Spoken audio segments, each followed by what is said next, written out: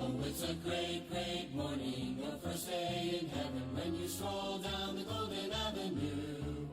There are mansions left and right, and you thrill to every side, and the saints are always smiling, saying, how do you do? Oh, it's a Amen. Good morning great, po sa great ating lahat. morning, your And first happy Monday day in morning. Ito heaven, po when yung you lingkod, Brother Joy, ng realize you're ating working CBBC for Singapore Outreach. eternity. Ito po yung You'll be ministry glad ng you were CBB not San Pedro idle, Laguna sometimes to read under the your leadership of Bible, our it's a Pastor, Dr. Emma great Manalo. morning Welcome for po you. muli sa ating live I stream. had a dream about Tayo po ay, confessing a day or two bago away. natin Each mapakinggan ang 18 was mensahe, the tayo po muna angel of the manalangin. great pearly gate. St. Peter said, Let's well, bow our heads of hello. prayer. Father in heaven, Lord, we bless you this morning. And Lord, thank you for giving us another day. After the good night rest. Thank you for your goodness. Thank you for your faithfulness and protection, O Lord God. And thank you for the victory that we had yesterday at church. Thank you, Lord God, for for the messages that we have heard from preaching and Sunday school. Thank you, Lord God, for fellowship. Thank you for the joy in our hearts. Thank you for once again recharging us, O Lord God, spiritually. And thank you, O Lord God, for for all the victories that you have us won. And thank you, O Lord God, for for today's opportunity for your children to listen to your word. And Lord, thank you for the strength that you have given your servant. I pray, Lord, that you would grant me your grace this morning. Empower me, excuse me, empower me, O Lord God. Use me for your honor and for your glory. And let the message, O Lord God, encourage your people. Forgive us our sins. In Jesus' name we pray. Amen and amen. All right. So, buksan po natin ang ating mga Bibles in the book of James. James chapter 2 po tayo. Okay. Humihingi po ako ng paumanhin. Last Friday ay lockdown pa rin. Kaya hindi po tayo nakapag devotion. Anyway, hindi pa naman po talaga totally 100%, no, but thank God na meron pong sapat na biyaya para po makapag-devotion ngayong umaga. James chapter 2 po tayo, James chapter 2, and we will be reading from verse 1 to verse 9. Okay, today is Monday. We'll be talking about ministry. All right? Ministry. Ministry Monday po tayo. Right? James chapter 2. I'll read verse 1 to 9. Sundan nyo na lamang po sa inyong mga mata. My brethren, have not the faith of our Lord Jesus Christ, the Lord of glory, with respect of persons. For if there come unto you into your assembly a man with a gold ring in goodly apparel, there come in also a poor man in vile raiment, and ye have respect to him that weareth the gay clothing, and say unto him, sit thou here in a good place, and say to the poor, stand thou there, or sit here under my footstool. Are ye not then partial in yourselves, and are become judges of evil thoughts? Hearken, my beloved brethren, had not God chosen the poor of this world rich in faith, and heirs of the kingdom which he had promised to them that love him? But ye have despised the poor. Do not rich men oppress you and draw you before the judgment seats? Do not they blaspheme that worthy name by the which ye are called? If ye fulfill the royal law according to the scripture, thou shalt love thy neighbor as thyself, you do well. But if ye have respect to persons, ye commit sin and are convinced of the law as transgressors. I'd like to speak about the subject this morning, becoming a welcoming Christian. Okay, becoming a welcoming Christian. Tayo po muna manalangin. Father in heaven, Lord, we bless you. And we thank you, O God, for for another opportunity for us to listen to your word. Lord, I thank you for the grace that you've given your servant, O Lord God. I pray, O Lord God, that you would bless uh, the message, and that you would also bless the messenger this morning. Lord, give me power. Physically, O Lord God, I am weak, but I pray, O Lord God, that you would move beyond my weakness, O Lord God, and that you would use your servant as a mouthpiece, and let your voice be heard, let your heart be felt, O Lord God, through the message. And I pray, O Lord God, that you will grant your people with a listening ear and a heart that is full of intention to listen to your word, O Lord God. And I pray, O Lord God, that that your name alone will be honored and glorified this morning. Grant us victory. In Jesus' name we pray. Amen. All right. Becoming a welcoming Christian. Ano? So, this is not about, uh, i- kumbaga normal ito marinig natin itong ganitong message in a church setting. But I like to focus yung message to every individual. Okay? Na kumbaga yung bang warmth ng church uh, should should be an individual effort, no? Yung bang kumbaga hindi lang siya kasi magiging mafulfill po yung goal niyon as a church kung every individual is in it, alright? Kasi madalas kapag makikita natin na yung isang bisita ay or meron tayong mga bisita na hindi gaanong feel welcome. Minsan iniisip natin, nasaan yung usher, nasaan yung greeter, o anong ginagawa nung pastor o nung preacher, bakit hindi inaano ine-entertain yung bisita. No, before that thought rises in our minds, dapat maano natin, maibalik natin sa ating sarili. Kagaya nga ng sometimes we point fingers on people for not doing their jobs. But remember, one finger pointing, as there's one finger pointing, there's four fingers pointing back to you. Di ba? Yung the rest of kumbaga, iisipin natin, that it's a single, no, we are accountable individually. Amen? In receiving the souls that God brings to His house. Amen?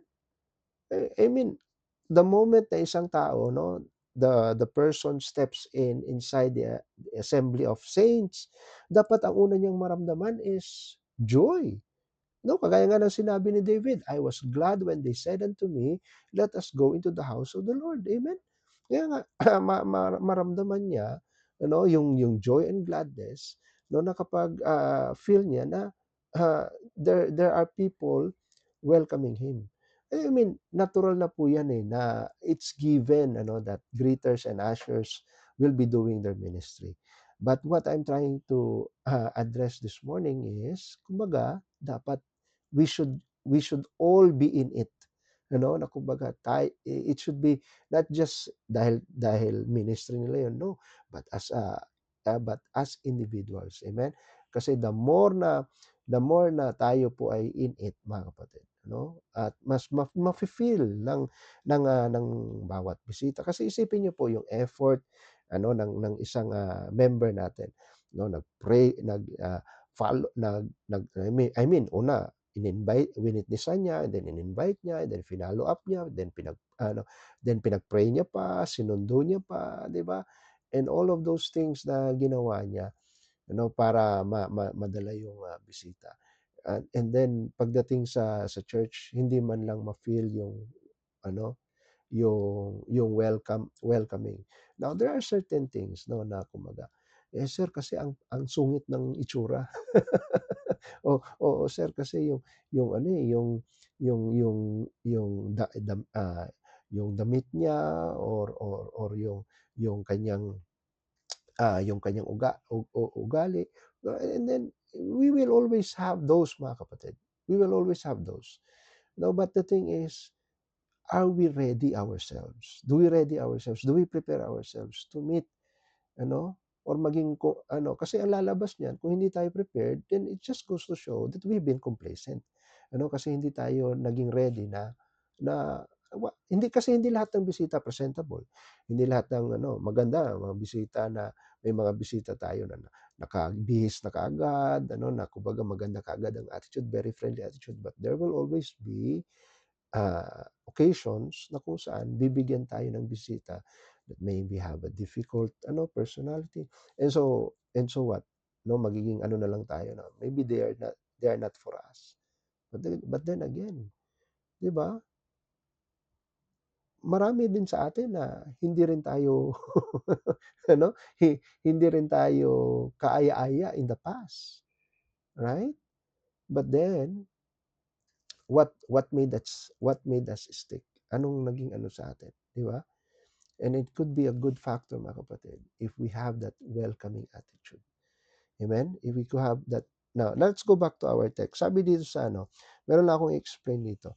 So James chapter 2 verse 1, and it can be it can be taken as a tawag dito as a very confusing text. Kasi sabi dito, "My brethren, have not the faith of our Lord Jesus Christ, the Lord of glory, with respect of persons." Now, bakit merong not?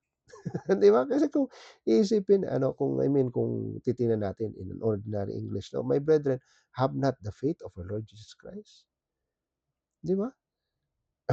Have not, ang ibig lang sabihin po niyan, ituloy-tuloy po natin hanggang sa matapos, no? "Have not the faith of our Lord Jesus Christ with respect of persons." Now, I like to clarify that ano, kasi tandaan po natin King James po itong natin, and so the language there is you don't kumbaga wag tayong magkaroon ng pananampalataya and then at the same time with respect of persons, 'no? Kumbaga with respect of persons is another word for favoritism, ano? Nangingilala, 'no, favoritism. Na kumbaga, wag natin sabihin na meron tayong pananampalataya sa Panginoon and then meron din tayo and then at the same time meron tayong favoritism, no? Because those two should not mix. Amen? Because why? Kasi nga sabi ng verse 9, sabi dito verse 9, "If you have respect to persons," kung meron kang favoritism, you are what? You are committing sin. Kasalanan po 'yun, amen? Na meron tayong pinapaboran. Meron tayong mas pabor ka sa mayaman, mas pabor ka sa maporma, mas pabor ka sa tapos yung kaya nga I'm bringing this up mga kapatid, because respect of person should not happen in the church, and should and kung isa pa, we should not have it as an individual Christian. Amen? No, we will be accountable. If kung nagmamata tayo ng mga tao. Amen? Pero dapat kaya nga we have to be welcoming as an individual. Amen? As an individual. Kasi we will be we will be judged individually. And then wag naman sanang pagtayo natin sa harap ng Panginoon. And then one of the things na mare-review sa atin is how we have become a person with favoritism, 'di ba? So so dapat again, kapag meron tayong pag pinagkalooban tayo ng Panginoon ng bisita, amen, unang-una makita niya na this is a congregation of saints, na kung saan ma-feel niya na this is being led by Jesus Christ himself. Why? Kasi sabi ng Panginoon, whether two or three are gathered together in my name, there am I in the midst of them. Amen? Dapat ma-realize ng tao na pagpasok niya, hindi naman yung parang parang Pentecostal na feeling na kumbaga, "Oh, kinikilabutan ako, nandito kasama ang Panginoon." No, no, no, no. Makikita niya na that these are people that are really true to the word, no? True to the word of God. Amen? Alisin natin yung comfort zones natin na kumbaga dito lang ako sa aking clique, no, sa aking grupo, sa aking sa aking barkada, no. Na and then pababayaan natin, nandiyan naman yung mga ushers, no. Yes, nandiyan sila para i-welcome. But at the end of in the middle of the service, nandiyan ka, I mean, itinabi ka sa itinabi itinabi sa iyo ng usher yung bisita, and then mag-e-expect ka na yung usher pa rin ang kakausap sa kanya na katabi na katabi, samantalang itinabi sa iyo. Dahil itinabi sa iyo ng usher yung bisita, then of course nandun ka para dapat maging friendly and welcoming doon sa tao. Amen? It should be our individual ministry. We should be a welcoming Christian. Amen? So, I have 3 points this morning. Number one, we have to expose the coldness of indifference. Amen? The coldness of indifference. Kasi ang commandment ng ng verse 1, no, is don't have the faith, and then meron kang faith and meron kang respect of persons. Amen? Kasi ang in-example niya dito, no, if you sa verse 3, if you have respect to him that wear a gay clothing, eh, hindi po 'yan yung mukhang bading. Ang ibig sabihin po ng gay clothing, yung magarang manamit. No, and say to him, thou here in a good place, and tapos merong other bisita na medyo, alam mo yun, poor kung manamit, no? And then sasabihin niya, "Sit down there, doon ka sa corner, or sit under my footstool," no? Hindi dapat, kumbaga sa 'wag gano'n. No, bad 'yun. No, because when we judge a person just because of what? Outside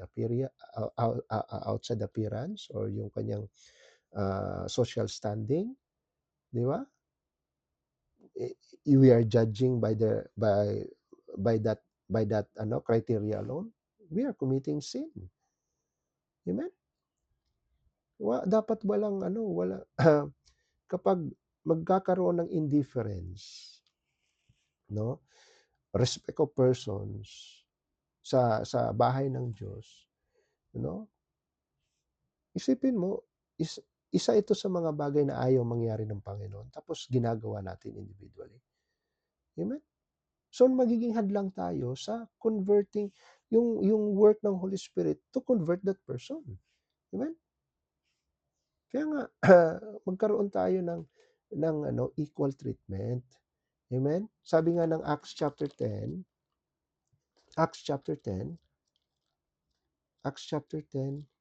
in verse 34. Acts chapter 10 in verse 34.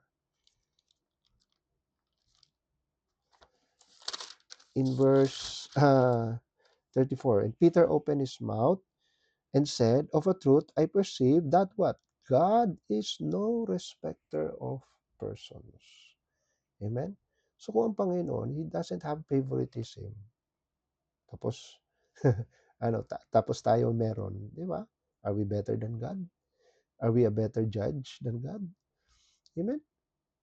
Kaya nga, kung ikaw man ay kinakausap ng Panginoon, then things must change. Amen?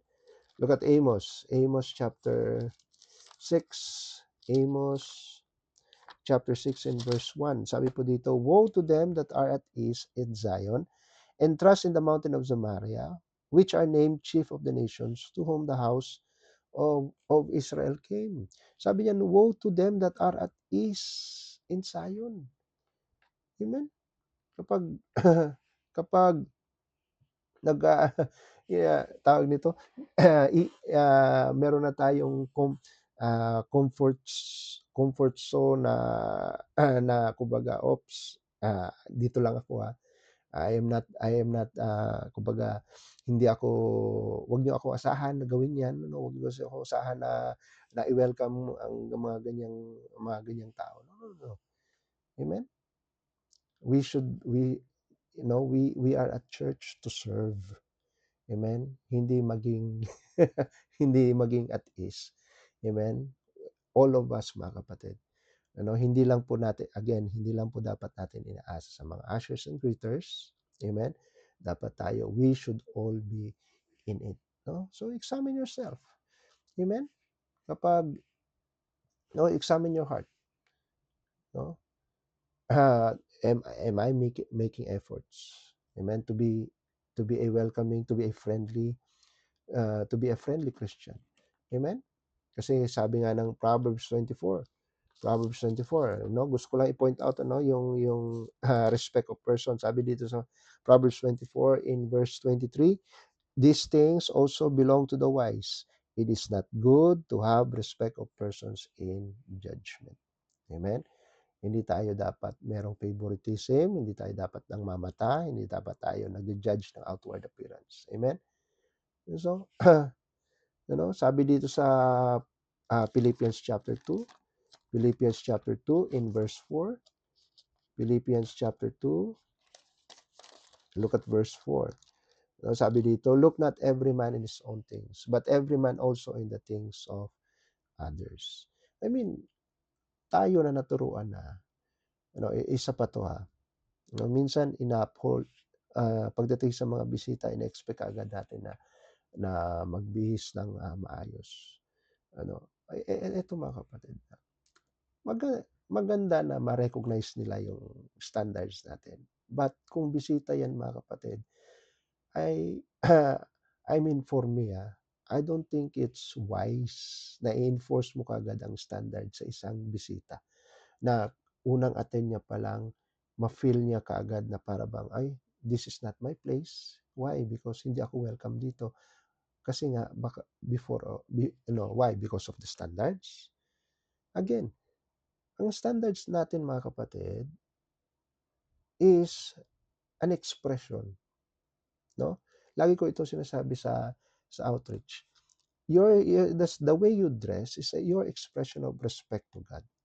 Now, ang isang unbeliever, anong i-expect mo na respeto sa Panginoon, respeto sa Diyos na hindi niya pa kilala, o respeto sa tagapagligtas na hindi niya pa natatanggap, 'di ba?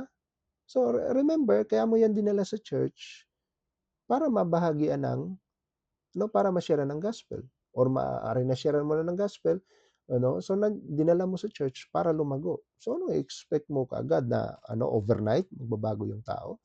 It doesn't work like that. Amen? Kaya nga meron tayong discipleship para ituro yung standard. Hindi para i-enforce. Ano? Wag mo natin gawing force yung standard. Dapat yung standard ay matutunan. Hindi pinipilit, kundi napag-aaralan. Amen? Yun yung madalas ko pong mapansin, especially kapag tayo very hard on standards, na pagdating sa na para bang that's the only thing that we are going with. Amen? Basta may standards, bahala na, kahit hindi kahit hindi maayos magsalita, kahit tactless, or kahit iba pa yung may mga ugaling as long as may standards. No, no, no, no, no. Huwag tayong gano'n. Amen? Pagdating sa pagdating sa dapat ang unang-una, actually yung pananamit, very minor, yan kumbaga, ang unang-unang dapat, pagdating sa bisita, hindi sila gaano sa pananamit, they are more on how you carry yourself. Amen? And so, pagdating sa atin mga kapatid, pagdating sa ating mga bisita, wag nating anuhin kaagad, aabangan mo sa labas, sabihin mo, "Oh, next time wag mo nang suotin yan, ha." Amen? Ano, meron wag natin silang i-feel na, o kaya may dumating na medyo, ah, na kumbaga ikaw mismo nahihiya sa sa suot niya ba, or so anong gagawin mo, tatabunan? Ano, pag pag may ginagawa natin ng ganyan, then that person will feel uneasy sa buong service. Amen? So the next time, sasabihin niya, "This is not for me." Hello, pag pagka bisita, let's welcome them as they are. And then pag-pray mo, and then of course, turuan mo. Amen? Turuan, hindi utusan. Turuan. Amen? So dapat nandun yung ating willingness to teach. Amen? So number 1, expose the coldness of indifference. Amen? Ang dapat maramdaman ng bisita is warmness, hindi coldness. Amen? At kapag nagpakita tayo ng indifference, ang mararamdaman nila is coldness. Number 2, extend a sincere welcome. Amen? And when you welcome, dapat maging sincere. Amen? Maging totoo. Kasi, sabi ng Romans 15 in verse 7, sabi dito, wherefore receive ye one another as Christ also received us to the glory of, to the glory of God. No, when we receive one another, let's receive that person as Christ also received us. Amen? Hindi naman ang Panginoon, inantay niya ba tayo na ayusin natin yung ating yung sarili? No, He reached down. Sabi nga ng Romans 5 verse 8, ginagamit pa natin sa soul winning, di ba? While we were yet sinners, Christ died for us. Amen? Kaya nga, kapag nag-extend tayo ng warm, unfeigned, no, yung walang pagkukunwari, Christ-like charity sa bawat bisita na pumapasok sa doorstep ng church natin, then, di ba? When we extend that welcome, we are expressing the power of the gospel. Why? Because whosoever. Yun yung whosoever eh. Amen? Dapat maging conscious tayo. Na na ma-extend natin yung kindness ng Panginoon. Amen? To that stranger. Amen? Ano sabi ng Deuteronomy? Deuteronomy chapter 10. Deuteronomy chapter 10 in verse 19. Deuteronomy chapter 10 in verse 19, sabi niya, love ye therefore the stranger, for you were strangers in the land of Egypt. Amen? Kasi minsan din kayong naging stranger or bisita sa church. Amen? Sabi pa ng Hebrews chapter 13. Hebrews 13 in verse 2. Hebrews 13 in verse 2. Okay, sabi dito, be not forgetful to entertain strangers, for thereby some have entertained angels unawares. Amen? Malay mo, may plano ang Panginoon para sa taong yan. Amen? So, be not, be not forgetful. Amen? Ay, nakalimutan ko siyang, yun yung ng point ng verse. Huwag natin kalimutan. Amen? Kailangan meron tayong immediate burden. Amen? Na kapag merong nakita tayong bagong muka, amen, you will have the burden. Nalapitan siya, give a smile, give a warm, shake hand, kausapin mo saglit, di ba? Bear that, maybe invite him to lunch. Amen? Kahit trabaho yan ang nagdala sa kanya, no? Yun nga yung natin eh. Maging tayo. Kumbaga karamay tayo doon sa nagdala ng bisita. Amen? Yeah, we are supposed to be encouragers. Amen? At kapag nakapagdala siya ng bisita, may encourage pa na magdala uli ng bisita. Amen? Kasi feel niya na it's a team effort. Amen? Sabi nga ng 1 Peter chapter 4. 1 Peter chapter 4 in verse 9. Use hospitality one to another without grudging. Amen? Without murmuring and complaining. Dapat maging ready tayo. Amen? Again, it's a team effort. So number 1, expose the coldness of indifference. Number 2, extend a sincere welcome. And number 3, the last, exemplify holy standards. Amen? Exemplify holy standards. Now, I'm not saying na again, again, hindi po tayo naglulusin ng standards. Pero ang ginagawa lang po natin, we do not enforce the standards on the unbelievers or sa mga bisita. But for us, ini-exemplify po natin. Kumbaga ginagawa nating example yung sarili natin. Amen? Na para tularan. Tularan tayo. Hindi baka naman mamaya dahil suot naglusen ng standard yung bisita mo para ma-feel welcome siya, ilulusen mo rin yung standards mo. Para meron siyang katwining. Hindi po ganoon. Dapat makita sa atin kung paano dapat sila mag-behave. Amen? So dapat tayo ay maging good example. 1 Timothy chapter 3 in verse 15. 1 Timothy chapter 3 in verse 15. But if I tarry long, that thou mayest know how thou oughtest to behave in the house of God. Amen? Meron tayong how to behave. Amen? How to ought to behave in the house of God. No? Merong certain na behavior dapat sa loob ng simbahan. And then tayo dapat maging ganun. And then di ba napakaganda, no? Na kapag halimbawa may nagtanong, bakit ganyan ang suot nyo? Bakit ganyan kayo? Hindi yung ang sagot mo lang kasi baptist kami. Napakababaw po na dahilan yun.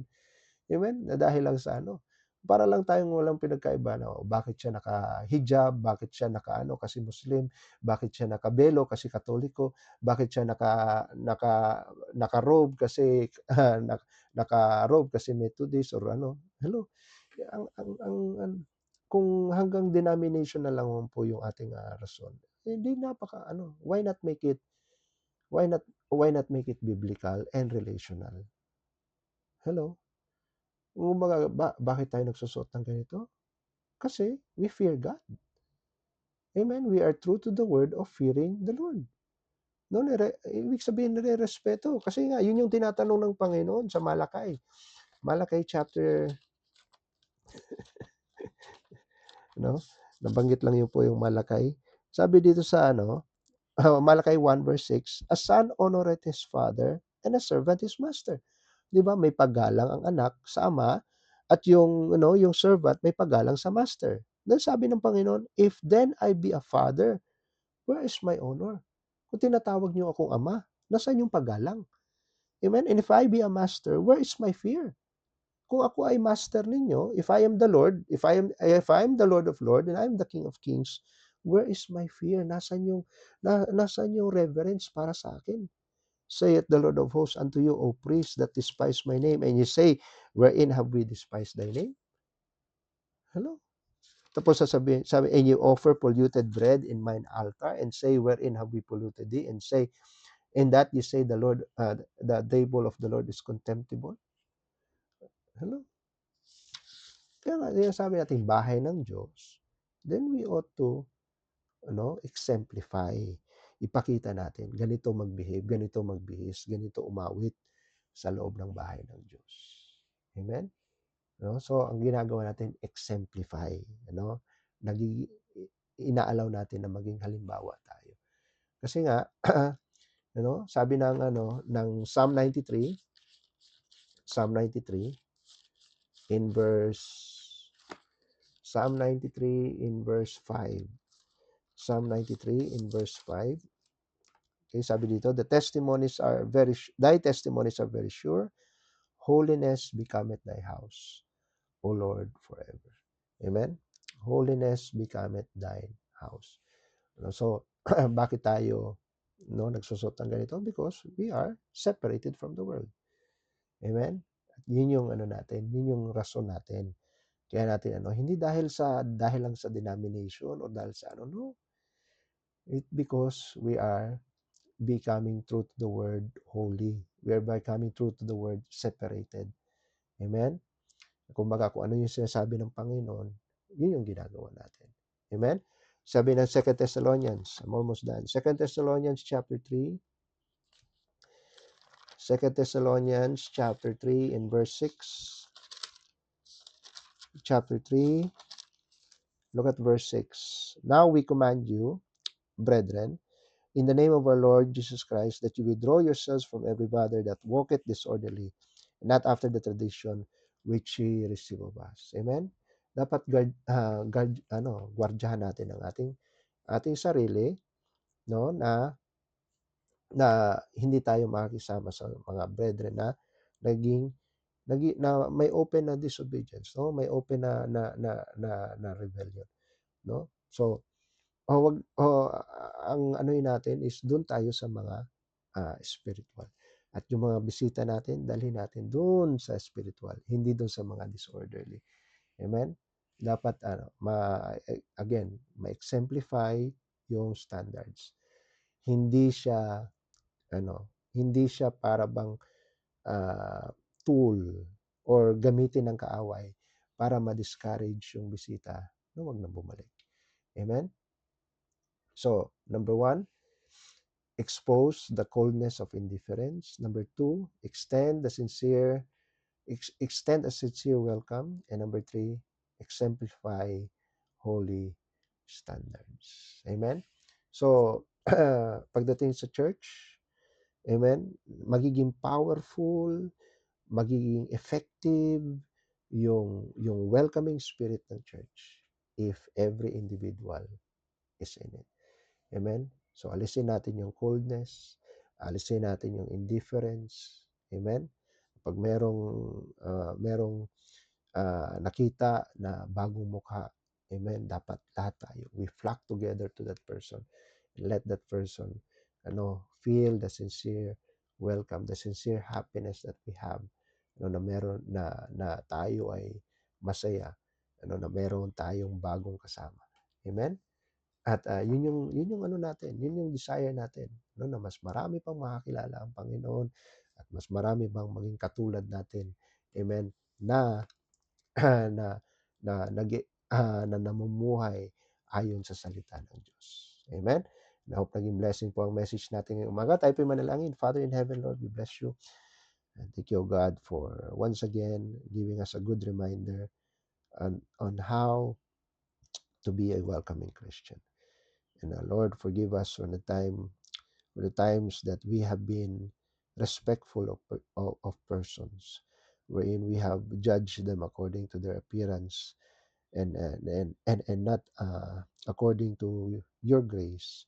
I pray, O Lord God, that as you have been gracious to us before when we were unbelievers, O Lord God, help us to be also the same. Now that we have known you, and now that we finally found your house, and Lord, as we belong to your house, help us, O Lord God, to welcome others to to become one of us. And I pray, O Lord God, that that you would bless this effort. Let it be felt, especially during our anniversary. I pray, O Lord God, that each and every one of us, O Lord, will have that spirit, will have that attitude, O Lord God, in us. Thank you for your word, and we give you back the glory. In Jesus' name we pray. Amen and amen. Alright, I hope naging blessing po ang message natin ngayong umaga. Amen. Alright, so batiin natin ang ating mga kasama. Okay, sino po ang mga kasama natin nakinig ngayon ng live stream?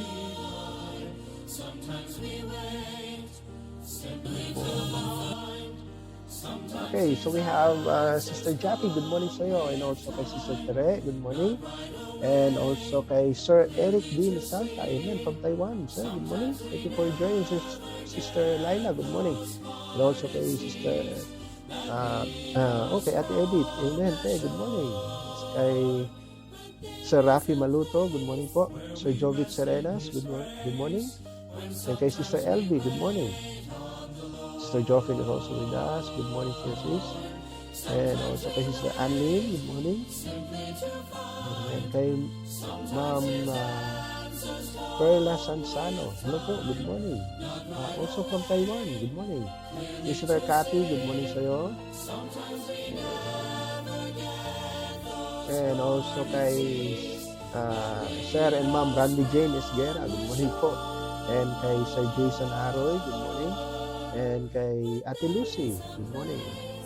And also kay Sir Joseph Ascaño, good morning. Sir Jabison, good morning po. And kay Ma'am Rosamie Garcia, good morning po, ma'am. Thank you po for listening. Alright, so dyan po nagtatapos ang ating morning devotion. Magkita-kita po tayo sa Wednesday, for our next morning devotion. Sa mga bago po natin kasama, NWF lamang po ito ating programa.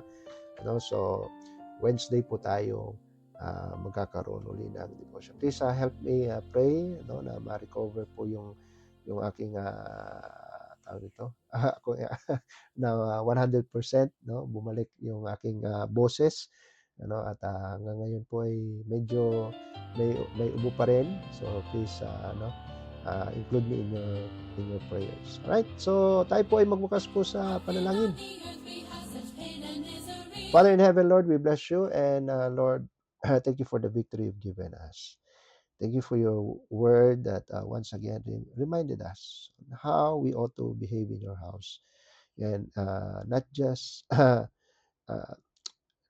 Lord, uh, uh, as a regular attendee, oh Lord God, but also as a welcoming, as part of the welcoming party in the church. I pray, oh Lord God, that you would bless each the message that will become effective, oh Lord God, in this ministry. I pray, oh Lord God, that there will be a teamwork, oh Lord God, for for each and every one of us.